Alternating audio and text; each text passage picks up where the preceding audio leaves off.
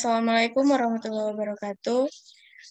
Baiklah, perkenalkan nama saya Faza Marcelia dari kelas 2B D3 Akuntansi, NIM 2101072033. Baiklah, pada kesempatan kali ini saya akan menjelaskan yaitu mengenai materi operasional Safe Deposit Box atau SDB dan Letter of Credit atau LC.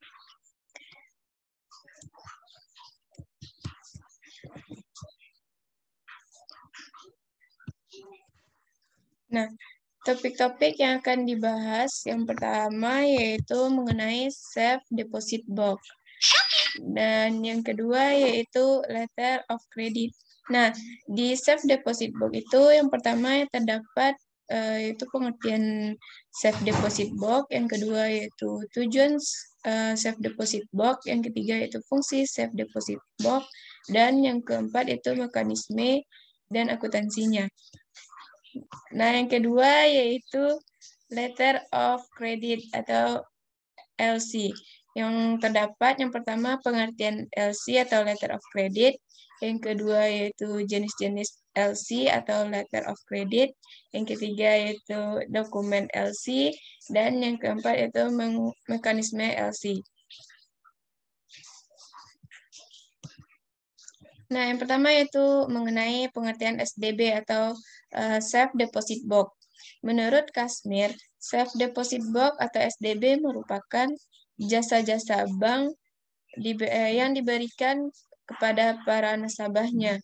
Jadi, Safe Deposit Box adalah pelayanan jasa yang diberikan kepada nasabah untuk memberikan layanan penyewaan box atau kotak pengaman, tempat menyimpan surat-surat berharga atau barang-barang berharga milik nasabah. Nah, yang kedua yaitu mengenai fungsi SDB atau Safe Deposit Box. Nah, yang pertama yaitu menyimpan surat-surat berharga dan surat-surat penting, yaitu di mana yang pertama yaitu mengenai sertifikat deposito, yang kedua yaitu sertifikat tanah, selanjutnya yaitu saham, obligasi, surat perjanjian, akta kelahiran, surat nikah, ijazah, paspor, dan surat atau dokumen lainnya. Nah, yang kedua yaitu mengenai untuk menyimpan benda-benda berharga seperti emas, mutiara, berlian, intan, permata, dan benda yang dianggap berharga lainnya. Nah, yang selanjutnya itu mengenai keuntungan Safe Deposit Box atau SDB. Nah, keuntungan bagi lembaga dengan mengadakan layanan jasa Safe Deposit Box atau SDB kepada nasabah adalah yang pertama yaitu memperoleh jasa biaya sewa yang telah disetorkan oleh masyarakat atau nasabah ke lembaga. Yang kedua yaitu mendapatkan biaya yang mengendap dari nasabah melalui biaya setoran jaminan dalam jangka waktu tertentu. Nah, sedangkan nasabah mendapatkan beberapa keuntungan antara lain. Yang pertama yaitu terjaminnya kerahasiaan isi dari Safe Deposit Box yang nasabah simpanan karena lembaga tidak perlu tahu isi Safe Deposit Box selama tidak melanggar aturan yang telah ditentukan sebelumnya. Kedua, yaitu terjaminnya benda berharga atau dokumen dari beberapa ancaman seperti halnya kebakaran dan pencurian. Nah, selanjutnya yaitu mekanisme Safe Deposit Box atau SDB. Cara menyewa Safe Deposit Box atau SDB di bank. Pertama, yaitu wajib membuka rekening tabungan di bank yang akan dituju. Yang kedua, yaitu mengisi formulir identitas diri sesuai dengan KTP, paspor, atau sejenisnya. Nah, yang ketiga yaitu menyediakan biaya materai. Keempat yaitu membayar sewa Safe Deposit Box yang dipilih per tahun dengan nominal sesuai ukuran, atau daftar biaya bisa dilihat pada keterangan di atas. Nah, yang kelima itu membayar biaya administrasi dan biaya jaminan sesuai dengan kebijakan bank. Yang keenam yaitu setelah perjanjian sewa disepakati, pihak bank akan menyerahkan 2 buah kunci atau kartu akses untuk memasuki ruang penyimpanan yang telah kamu sewa. Nah, selanjutnya yaitu cara membuka Safe Deposit Box atau SDB di bank. Pertama, itu datang ke bank tempat menyewa Safe Deposit Box. Yang kedua, menunjukkan kartu identitas diri pada petugas khusus yang bertanggung jawab atas layanan Safe Deposit Box. Nah, yang ketiga itu ikuti petugas yang akan mengantar kamu ke ruang penyimpanan. Keempat itu karena pada umumnya Safe Deposit Box ini memiliki sistem keamanan ganda, maka kamu harus menunggu petugas untuk membuka pintu keamanan yang pertama. Nah, yang kelima itu saat kamu sudah bisa masuk, biasanya petugas akan meninggalkan kamu sendiri untuk bisa mengambil atau meletakkan aset. Hal ini bertujuan untuk menjaga privasi kamu sebagai nasabah. Keenam, yaitu saat ini kamu sudah bisa membuka Safe Deposit Box menggunakan kunci yang sudah diberikan sebelumnya. Nah, yang selanjutnya kita akan membahas pengertian LC, di mana pengertian LC itu adalah Letter of Credit.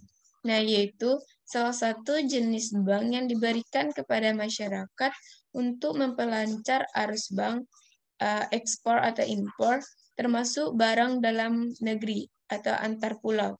Kegunaan LC adalah untuk menampung dan menyelesaikan kesulitan-kesulitan dari pihak pembeli atau importir maupun penjual atau eksportir dalam transaksi dagangnya.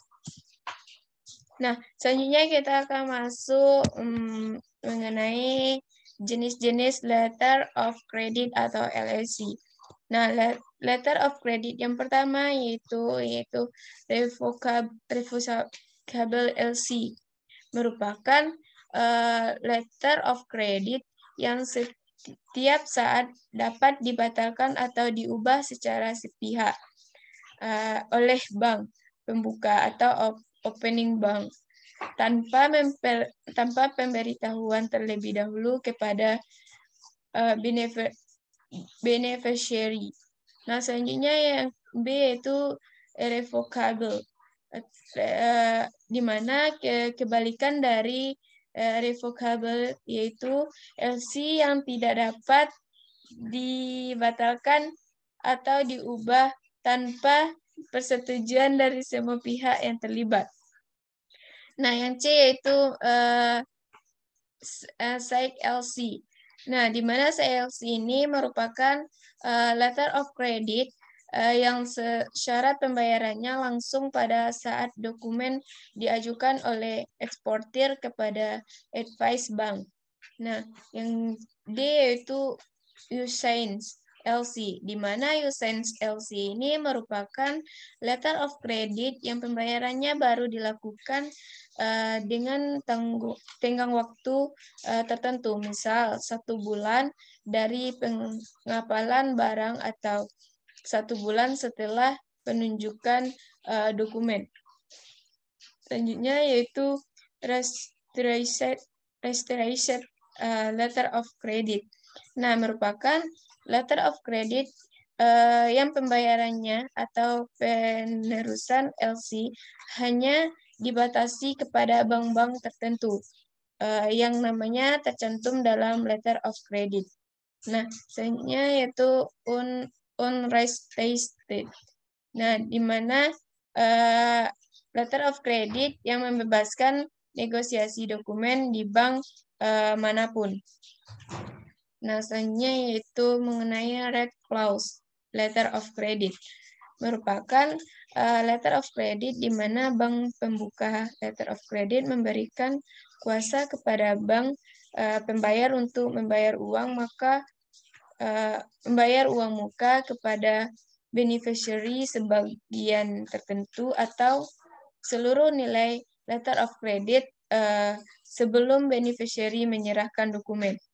Nah, selanjutnya yaitu transferable LC, di mana merupakan letter of credit memberikan kepada beneficiary untuk memindahkan sebagian atau seluruh nilai letter of credit kepada satu atau beberapa pihak lainnya. Nah, yang terakhir yaitu revolving letter of credit. Nah, letter of credit yang penggunanya dapat dilakukan secara berulang-ulang. Nah, selanjutnya masuk ke dokumen letter of credit. Nah, dokumen-dokumen dalam proses penyelesaian letter of credit meliputi yang pertama yaitu bill of lading atau konosemen. Nah, bill of lading ini berfungsi sebagai bukti tanda pengiriman. Kedua yaitu bukti kontrak pengangkutan dan penyerahan barang. Yang ketiga yaitu bukti pemilikan atau dokumen pemilikan barang. Nah, selanjutnya yaitu drive atau wesel. Selanjutnya yaitu faktur atau invoice, yaitu faktur ini berisi nama dan juga harga barang yang dikirim oleh eksportir. Dokumen ini juga dapat dipakai sebagai bukti transaksi yang sah. Selanjutnya yaitu asuransi. Nah, asuransi itu barang yang dikirim ke luar negeri harus diasuransikan. Asuransi berguna untuk menjamin keselamatan barang sampai ke tujuan. Apabila terjadi kerusakan atau kehilangan barang di sepanjang perjalanan, kerugiannya akan ditanggung oleh pihak asuransi. Nah, selanjutnya itu daftar pengepakan atau packing list. Nah, daftar pengepakan atau packing list ini dokumen biasanya diterbitkan untuk pengiriman barang dalam jumlah besar, seperti namanya packing list, memuat barang apa saja yang termasuk dalam sebuah kontainer ketika akan dikirimkan. Nah, yang selanjutnya yaitu Certificate of Origin adalah merupakan sertifikat asal barang di mana dinyatakan dalam sertifikat tersebut bahwa barang adalah komoditas yang diekspor berasal dari daerah atau negara pengekspor. Nah, selanjutnya yaitu mekanisme letter of credit atau LC. Yang pertama yaitu importir wajib melaksanakan perjanjian transaksi dengan bukti pengadaan kontrak jual beli. Nah, yang kedua yaitu importir yang akan mengajukan pengadaan letter of credit pada pihak bank. Nah, yang ketiga yaitu bank yang nanti akan menerbitkan letter of credit tersebut. Bank penerbit atau issuing bank akan menyampaikan letter of credit milik importir pada bank penerus atau advising bank bersamaan dengan dokumen-dokumen yang berlaku sesuai syarat. Keempat itu bank penerus akan memberikan letter of credit pada eksportir. Eksportir pun bisa mulai mengirimkan barang pada importir. Setelah itu, eksportir akan memperoleh bukti pengiriman. Nah, yang kelima yaitu bukti pengiriman itu disampaikan oleh eksportir ke bank penerus supaya eksportir bisa meraih pembayaran. Keenam yaitu bank penerus akan memberikan pembayaran atas transaksi ke eksportir setelah memastikan dokumen sudah sesuai dengan syarat dan valid. Yang ketujuh yaitu setelah pembayaran ke eksportir, bank penerus menyampaikan bukti bayar pada bank penerbit letter of credit, sehingga bank penerus akan mendapatkan biaya pengganti setelah membayar dana eksportir. Nah, 8 yaitu bank penerbit akan menyampaikan pada importir mengenai dokumen bukti pembayaran letter of credit yang telah disampaikan. Yang 9 yaitu importir akan membayar dana pada bank penerbit sesuai dengan kesepakatan.